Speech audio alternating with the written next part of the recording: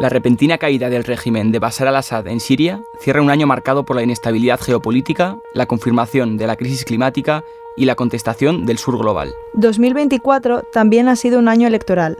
Más de la mitad de la población mundial ha estado llamada a las urnas en diferentes partes del mundo, como Estados Unidos, la Unión Europea, India o México. Sin duda, Donald Trump, que obtuvo una importante victoria en las elecciones de Estados Unidos, es uno de los principales protagonistas de este 2024. 2024 también ha estado protagonizado por otros actores disruptivos. No podemos analizar la Unión Europea este último año sin hacer referencia al ascenso de formaciones de derecha euroescéptica en el Parlamento Europeo, o al liderazgo de figuras políticas como el primer ministro húngaro Viktor Orbán, cuyo país ha ocupado la presidencia rotatoria del Consejo de la Unión Europea. También ha sido una figura destacada la primera ministra italiana, Giorgia Meloni. De hecho, la vamos a escuchar ahora, hablando antes del Consejo Europeo celebrado en octubre de 2024. Italia acababa de anunciar la construcción de centros de internamiento de inmigrantes en Albania y Meloni reivindicava il liderazgo ejercido por su gobierno en la cuestión migratoria dentro de la Unión Europea. In tema di immigrazione che è stata promossa da Italia, Danimarca e Olanda e insomma pare che sarà molto partecipata, quindi evidentemente c'è voglia di lavorare a soluzioni pragmatiche, c'è voglia di lavorare e di vedere i risultati di quel lavoro come l'Italia ha dimostrato di saper fare con la collaborazione della Commissione Europea, quindi va anche ringraziata Ursula von der Leyen per un lavoro molto concreto che ci ha aiutato a fare in questi anni e che sta dando i suoi frutti. Tampoco podemos dejar de mencionar a Vladimir Putin o Benjamin Netanyahu. Y es que, este año, los conflictos bélicos han seguido marcando la agenda internacional.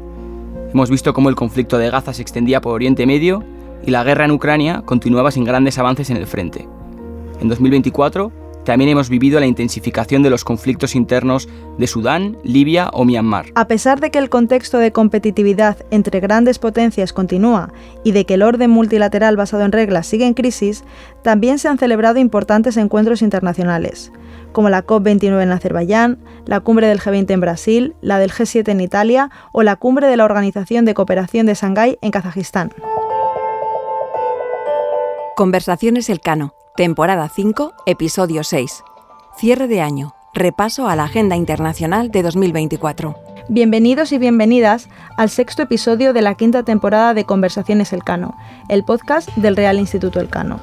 Somos Ignacio Urbasos y Raquel García, investigadores del Elcano y presentadores de esta temporada. Queríamos dedicar el último episodio del año a repasar los acontecimientos más importantes de este 2024. Para ello, hoy contamos con Pol Morillas, director de CIDOB. CIDOB es un centro de investigación de relaciones internacionales situado en Barcelona. Bienvenido, Pol. Bienvenido, Pol. Muchas gracias, un placer estar aquí.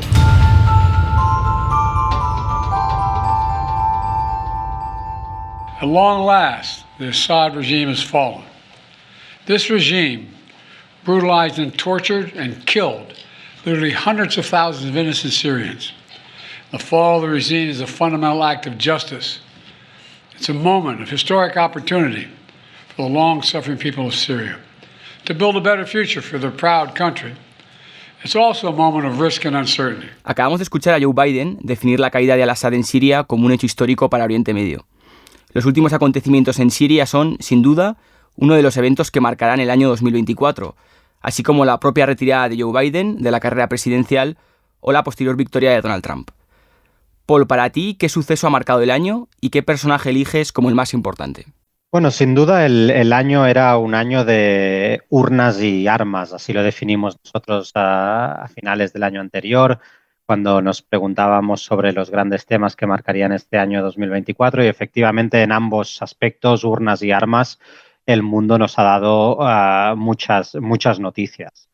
Si tenemos que escoger un protagonista, un líder que por supuesto habrá marcado este año, pero también marcará los siguientes, ese es Donald Trump, ¿no? Donald Trump, su regreso a la Casa Blanca a partir de enero del 25 y su regreso como un ejemplo de lo que sucede en el mundo, ¿no? Una potencia, Estados Unidos, que se encuentra en fase de repliegue o de contestación por parte de otras grandes potencias, un mundo que ya no domina Estados Unidos, sino que ve como muchas otras grandes, pero también medianas potencias rivalizan para encontrar el lugar en ese mundo mucho más geopolítico y cómo también Donald Trump personifica esa lógica de la política exterior y de las relaciones que establecen esas potencias con el mundo sobre la base del egoísmo nacional, ¿no? De lo que conviene y solamente conviene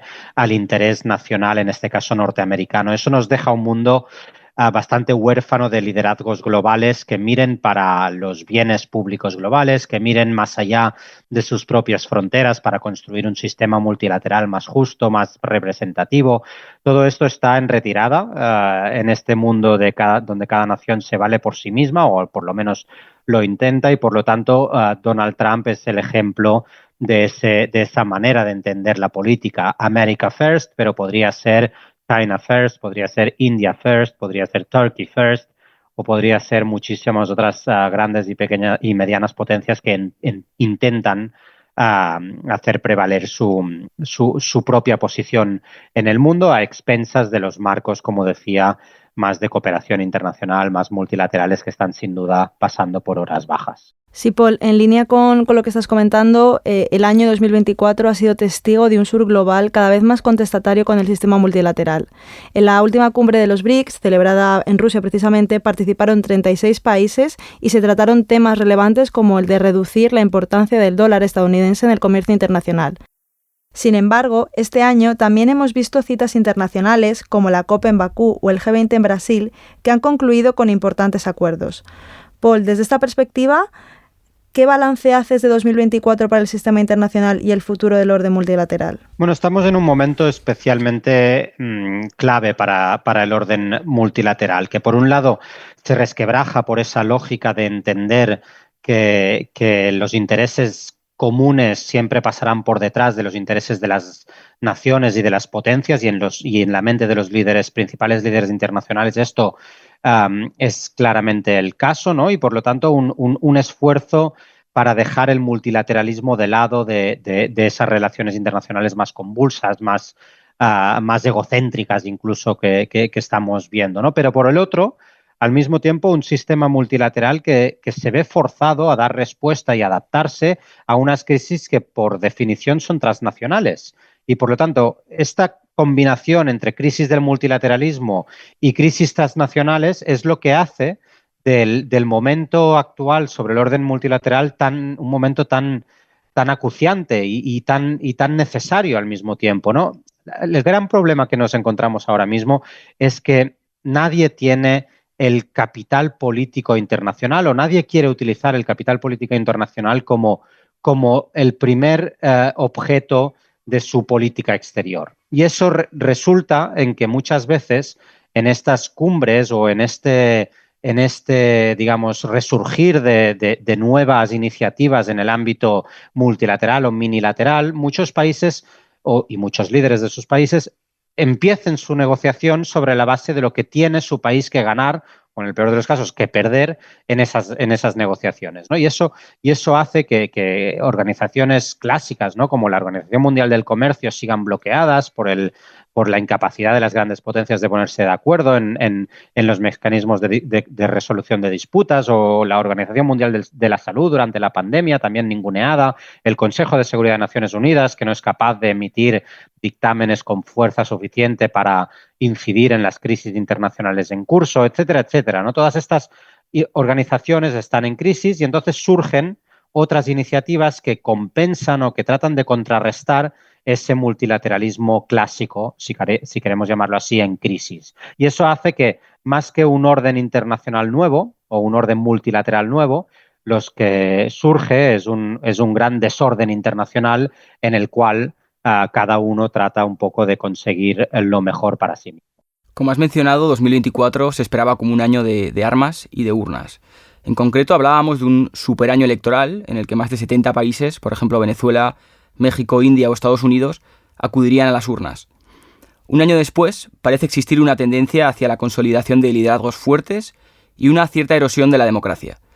¿Cuál es tu evaluación de la salud de la democracia en el mundo después de lo que hemos vivido estos últimos 12 meses? Bueno, nosotros en este documento que publicamos a finales de año, ¿no?, El Mundo en 2025, en esta ocasión, acabamos de publicar.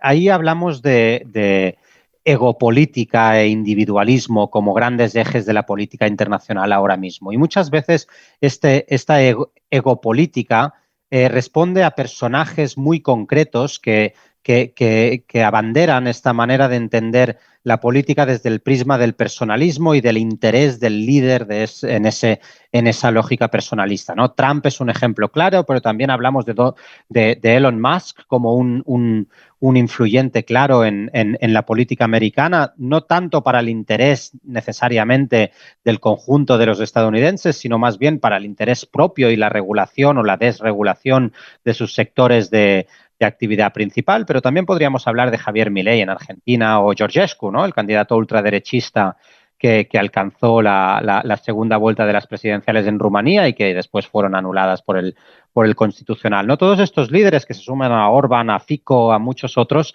tienen en ese personalismo, ¿no? En esa característica de la egopolítica un elemento claro de hacia dónde se dirigen muchas de las democracias en el mundo. También Modi en la India representa este tipo de avances, ¿no? Y muchas veces esos líderes lo que en sí mismos representan es la fuerza de un movimiento, ¿no? Más que de una representatividad democrática, de un movimiento que cada vez es más tiene sus fronteras más delimitadas y tiene su base electoral establecida de una manera más clara y menos capaz de hablar al conjunto de la sociedad, ¿no? Son movimientos muy personalistas y muy basados en grupos de interés o grupos de representación muy claros en las democracias en las que se presentan, ¿no? Y eso hace que el personalismo en esos movimientos, pero también en la democracia en su conjunto, vaya al alza. Y en cambio, lo que cuesta mucho más de encontrar en esos líderes y en el estado de la democracia en general es esa búsqueda del centro político, esa búsqueda del interés general entendido como algo transversal por naturaleza, ¿no? Y esto es lo que en muchos de estos países que han ido a las urnas en este último año se ha reforzado, ¿no? Han ganado los movimientos que tienen en esa lógica personalista y en esa estrechez de miras respecto a lo que conviene en el plano del interés nacional de manera más inmediata, el principal foco de atención. Quiero trabajar por más y mejor mercado interior, un mercado interior que funcione gracias al derecho de la competencia, protegiendo a las empresas, a los consumidores y facilitando la innovación. Acabamos de escuchar a Teresa Ribera, recién nombrada vicepresidenta primera para una transición limpia, justa y competitiva en la nueva Comisión Europea. El nombramiento de Ribera se considera un éxito para España. También en 2024, España ha querido tomar la iniciativa diplomática con el reconocimiento del Estado de Palestina. Sin embargo, en las audiencias para la elección de Teresa Ribera en el Parlamento Europeo, hemos visto cómo la politización de los asuntos europeos afectan a la imagen de España en la Unión Europea. Paul, ¿qué balance haces del rol de la diplomacia e imagen de España este 2024? Bueno, muchas veces en el caso de Teresa Ribera hemos visto como aquello que Europa era la solución, España era el problema, hemos visto cómo se trasladaban a nivel europeo los problemas españoles, ¿no? Y hacíamos de ese movimiento de politización de la política en España un caballo de batalla que debía trasladarse a Bruselas, ¿no? Con un resultado en cierto sentido pobre, porque no ha conseguido el propósito que era terminar con la carrera política de Teresa Ribera, ni tampoco ha descalabrado el esfuerzo de von der Leyen y del conjunto de la Comisión para que echase a andar el 1 de diciembre, ¿no? Y eso se consiguió a pesar de toda la conflictividad política que vivimos durante los procesos de hearings y de nombramientos, ¿no? Lo que es cierto es que con Teresa Ribera España tiene en Bruselas el peso político más grande que haya tenido en los últimos tiempos si miramos a lo que se refiere a competencias de la Unión Europea, ¿no? Por supuesto, Josep Borrell ha sido un gran alto representante y ha sido capaz de poner, digamos, esa visión de Europa en el mundo en unos términos muy claros, y ha hecho un gran esfuerzo para establecer las líneas estratégicas, el pensamiento estratégico de la Unión Europea en el plano internacional, pero en un contexto muy adverso. Josep Borrell no ha sido capaz, porque tampoco su figura como alto representante probablemente podía hacer nada al respecto, de traer la paz en Oriente Medio, ¿no? o de encauzar las negociaciones para la finalización de la guerra de Ucrania, ¿no? La figura del alto representante es sin duda una figura limitada por tratado, ¿no? No porque un alto representante u otro lo haga mejor o peor en el desempeño de sus funciones, sino más bien porque es una figura que no tiene el poder político, o al que no se quiere dar desde los Estados miembros el poder político suficiente para ser determinante en la escena internacional. En cambio, Teresa Rivera tiene en su haber direcciones generales de la Comisión, donde la competencia es exclusiva de la Unión Europea, ¿no? Y en materia de competencia es claro, ¿no? Donde tiene un gran poder de políticas públicas, ¿no? Y eso hace que su papel en Bruselas sin duda vaya a ser muy determinante, ¿no? Y España, yo creo que con ese nombramiento ha querido demostrar que es un socio activo, proactivo y fiable en la escena europea, donde se mueven los otros grandes países europeos, ¿no? Ahora mismo vemos a Alemania, que se enfrenta a unas elecciones anticipadas y que tiene una situación interna francamente complicada tras el colapso del gobierno de Scholz. Francia, que está en tiempo de descuento hasta las próximas presidenciales, con crisis de gobierno que se suceden y que es incapaz también de ser el liderazgo político que se espera de Francia en el seno de la Unión Europea, y en particular Macron.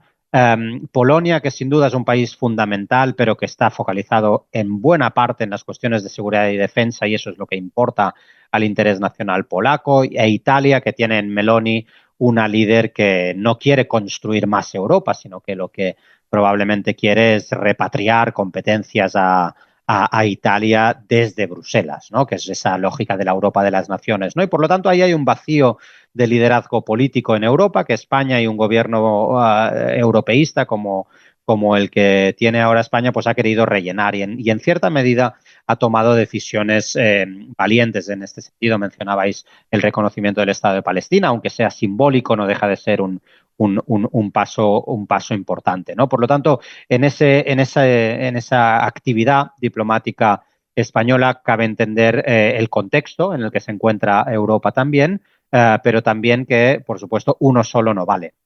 Y lo que tiene que construir España, pero también cualquier otro país con voluntad europeísta, son las alianzas necesarias para hacer avanzar la agenda europea en su conjunto y no solamente una agenda nacional. Como hemos comenzado, este año ha estado marcado por dos grandes conflictos, la guerra en Ucrania y la situación en Oriente Medio. Sin embargo, la persona que has elegido para este 2024, Donald Trump, ha prometido precisamente en campaña terminar con ambas guerras el próximo año. Nuestra pregunta es ¿cuáles son las expectativas para estos dos conflictos y si crees que es realista pensar que podemos ver su fin el próximo año? El fin de los conflictos lo dudo, porque quizá en el mejor de los casos tendremos treguas, tendremos saltos al fuego, ¿no? Como el que hemos visto a finales del 24 en Líbano, que es un alto al fuego frágil, pero que en cierta medida se mantiene. Pero treguas y altos al fuego no son sinónimos de paz. La paz se puede entender como paz positiva o como paz negativa. Paz negativa sería la ausencia de conflictividad, la ausencia de conflicto armado, la ausencia de, digamos, violencia sobre el terreno, pero eso no equivale a una paz positiva en la que básicamente de lo que se trata es de construir los fundamentos para que la paz sea duradera y sea un esfuerzo de futuro, y donde la justicia vaya aparejado a esos esfuerzos de construcción de la paz. Y ese no es el escenario en el que estamos en Oriente Medio, sin duda, y tampoco es el escenario por el momento en Ucrania. Donald Trump ha dicho que finalizaría esos conflictos incluso antes de tomar posesión, pero no sabemos los términos de finalización de esos conflictos. Si es un alto al fuego en Ucrania, en el que Ucrania se ve obligada a renunciar al 20%, digamos, de su territorio, y que Rusia consigue con su propósito de la invasión inicial, no su objetivo final, que era la desaparición de Ucrania como tal, pero sí el control de ese 20% del territorio, y además Ucrania no tiene ninguna garantía de seguridad futura para que esto, una agresión similar, no volviese a suceder en un futuro. Eso no es una paz duradera, es una paz, en el mejor de los casos, que resulta en el cese de las hostilidades, pero no necesariamente en esa justicia que debería ir asociada a un proyecto de paz. Por eso es muy importante que Ucrania pueda avanzar en su adhesión, en sus garantías de seguridad, en la esfera que considere que como país soberano tiene derecho a escoger, ¿no? Y eso pasa en buena medida, sin duda, por su adhesión en la Unión Europea, que será un proceso lento, ¿no? Pero también, como demanda Ucrania, ¿no? Esta adhesión a la OTAN, que yo veo muy difícil con Trump en la Casa Blanca, pero que en cualquier caso debe de ser sustituida esa petición por otras garantías suficientemente importantes como para que esa paz se acerque a algo más cercano a esa paz positiva a la que hacía referencia. En Oriente Medio estamos en una situación parecida. Si algo deberíamos de haber aprendido de la primera presidencia de Trump con los acuerdos de Abraham es que no hay paz en Oriente Medio sin que la cuestión de Palestina esté encauzada en un sentido positivo. Es decir, hay que crear las condiciones para que Palestina se dote de un Estado y se dote de un Estado que esté en pie de igualdad al Estado de Israel y pueda establecer unas conversaciones de paz duradera en términos de igualdad. Y la situación sobre el terreno no va en esa dirección. Los asentamientos van creciendo. El gobierno de Netanyahu tiene como objetivo casi la eliminación de Gaza, sin duda, como territorio, entidad política propia, y también en buena medida de Cisjordania, ¿no? Entonces, no estamos en una situación en que la paz sea estable en Oriente Medio. Veremos qué sucede en Siria. Tras el derrocamiento del régimen de al-Assad se puede abrir una ventana que no será fácil de aprovechar porque, por supuesto, la unión de las fuerzas contrarias a Assad ha sido fuerte, pero su desunión en la Siria del futuro puede ser también fuerte y, por lo tanto, hay que ir avanzando en ese aspecto de construcción de un país nuevo en Siria y por el tránsito desde 2011 con las primaveras árabes hasta hoy no será un proceso fácil, ¿no? Por lo tanto, insisto, un año 2025 en el que habrá mucha gesticulación en torno a las negociaciones de paz, mucho anuncio, mucha voluntad de dar grandes titulares sobre esos grandes conflictos, pero que no necesariamente unos saltos al fuego en esos escenarios o unas treguas o un cese de hostilidades equivalen a una paz en esos territorios, y hay que ir siguiendo, y en especial desde la Unión Europea, apostando por esta lógica de que la paz es mucho más que la ausencia de conflicto. Hemos hecho repaso a los principales personajes y acontecimientos que han marcado este 2024. Paul, para terminar, nos gustaría que nos recomendases alguna lectura, alguna película que nos sirva para cerrar este año. Bueno, pues a ver, sin duda recomendaremos las publicaciones recurrentes de nuestros institutos, ¿no? Del Real Instituto Elcano y CIDOB, que yo creo que son dos centros que sin duda contribuyen muchísimo a difundir lo internacional en grandes audiencias, ¿no? Nosotros ahora hemos publicado El Mundo en 2025, 10 temas que marcarán la agenda internacional, que precisamente es una lectura obligada a finales de año y principios del año que empieza para entender el mundo en el que estamos, los grandes temas de debate, aquello de lo que hablaremos y por lo tanto también os recomiendo esta lectura. Si tuviese que decir un libro que he terminado recientemente, es un libro en francés que se llama Dans la forge du monde, que básicamente es de Pierre Haroche, un profesor francés que habla de cómo Europa, que siempre ha sido continente de expansión de ideas y de proyectos políticos hacia el resto del mundo, ahora mismo ve cómo el mundo lo condiciona, ¿no? Y en este sentido también, si puedo hacer un poco de autopromoción, yo estoy por publicar un libro ahora en 2025 próximamente, en el que precisamente hablaré de la posición de Europa en el mundo y en ese contexto crecientemente geopolítico en el que nos encontramos. Así que con estas recomendaciones espero que todos los públicos tendrán algún punto de apoyo para interesarse sobre el estado del mundo. Bueno, Paul, pues muchas gracias por acompañarnos hoy. Esperemos que el 2025 traiga noticias mejores que algunas que hemos tenido este año y esperaremos con ilusión a que publiques tu libro para poder leerlo. Sí, pues muchas gracias. Lo seguiremos con atención. Será un placer, como siempre, seguir colaborando con vosotros. Un abrazo. Un abrazo. Un abrazo. Conversaciones Elcano. ¿Cómo nos afecta lo que pasa en el mundo? Conversaciones Elcano es un podcast presentado por Ignacio Urbasos y Raquel García, pero detrás hay todo un equipo que lo hace posible. Marta Corral, Laura Mula e Ivanoska López Valerio se encargan de la distribución digital. Pablo Colomer, Sara Mejía, Aurea Moltó y María Solanas asesoran con la producción y diseño de episodios. La edición, producción e identidad sonora corren a cargo de Toña Medina y Ángeles Oliva, y la grabación a cargo de Íñigo Guerrero, de Blueberry Studios. En la sección de entrevistas contamos con el equipo de investigación del Real Instituto Elcano. Puedes seguir Conversaciones Elcano en las principales plataformas de podcast. Estamos en Spotify, Apple Podcast e iVoox, entre otras. Si quieres conocer los temas que tratamos aquí con mayor profundidad y estar al día de todas nuestras actividades, visítanos en la web del Real Instituto Elcano, www.realinstitutoelcano.org, o síguenos por X, Twitter, en @rielcano. Y si no quieres perderte ninguno de nuestros episodios, suscríbete a nuestro podcast.